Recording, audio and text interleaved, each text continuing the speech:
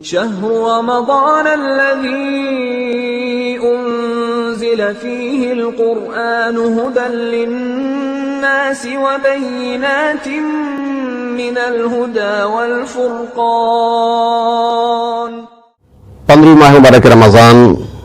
آج کی دعا میں خدا کے حضور میں چند چیزوں کا مطالبہ ہے. سب سے پہلی چیز، پالنے والے آج کے دن مجھے ایسی عبادت کرنے کی توفیق عطا فرما جس میں خشوع پایا جاتا ہو، جس میں خضوع پایا جاتا ہو. خشوع کسے کہتے ہیں؟ خشوع ایک حالت نفسانی کا نام ہے، یعنی بندہ خدا کے حضور میں کھڑا ہوتا ہے تو اس کا دل، اس کا اعضاء و جوارح، اس کا پورا وجود خدا کی بارگاہ میں ہوتا ہے. دو احساس کے نام کا نام ہے خشوع. پہلا احساس بندے کو خدا کی عظمت کا احساس ہو، اور اس کے بعد اس کے مقابلے میں اپنے چھوٹا ہونے کا احساس ہو. جب یہ دو احساس پیدا ہوتے ہیں تو قلب میں خشوع کی حالت پیدا ہوتی ہے.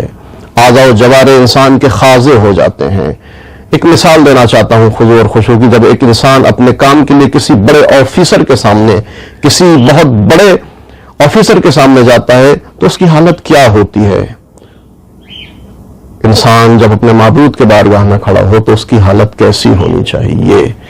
بس اسی شکستہ حالت اور شکستہ نفسی کا نام ہے خضوع. انسان ایسی عبادت کرے کہ اس کا قلب بھی خاشع ہو، اس کے اعضاء و جوارح بھی خاشع ہوں. روایت میں ملتا ہے کہ پیغمبر اسلام نے ایک عربی شخص کو دیکھا کہ نماز پڑھ رہا ہے، نماز کی حالت میں بار بار اپنی داڑھی کو کھجاتا ہے، عجیب غریب کام انجام دیتا ہے. پیغمبر کہتے ہیں کہ اگر اس کا دل خاشع ہوتا تو اس کے اعضاء و جوارح بھی خاضع اور خاشع ہوتے. جب انسان کا دل خشوع ہو، اس کے دل کے اندر خشوع پیدا ہوتا ہے تو اعضاء و جوارح بھی انسان کے خاشع اور خاضع ہو جاتے ہیں. وہ کون سی چیزیں ہیں جو خضوع اور خشوع میں مانع اور رکاوٹ بنتی ہیں؟ روایات کے تناظر میں سب سے پہلی چیز حسب، نسب، خاندان اور قبیلے پر اترانا اور اکڑنا، یہ انسان کو خضوع اور خشوع پیدا نہیں ہونے دیتا. استکبار، یعنی انسان کی جو قیمت ہے خود کو اس سے زیادہ سمجھتا ہے. انسان کی قیمت 5 روپے ہے، خود کو 10 روپے کا سمجھتا ہے. جب یہ کیفیت ہوتی ہے تو اس کے اندر خضوع اور خشوع پیدا نہیں ہو سکتا. خودخواہی، خود ستائی، خود پسندی، غرور، تکبر، یہ ساری چیزیں انسان کی عبادت میں خضوع اور خشوع پیدا نہیں ہونے دیتی.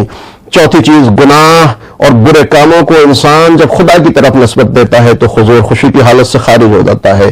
جب انسان اللہ کی نعمتوں کا انکار کرتا ہے تاکہ اس کی اطاعت نہ کرے تو اس کے اندر خضوع اور خشوع والی کیفیت پیدا نہیں ہو سکتی. یہ وہ چیزیں تھیں جو خضوع اور خشوع میں مانع ہوتی ہیں. جب انسان ان چیزوں کو برطرف کر لیتا ہے تو خدا کا خاشع بنتا ہے، ایسی عبادت کرتا ہے جو خاشعین والی عبادت ہے.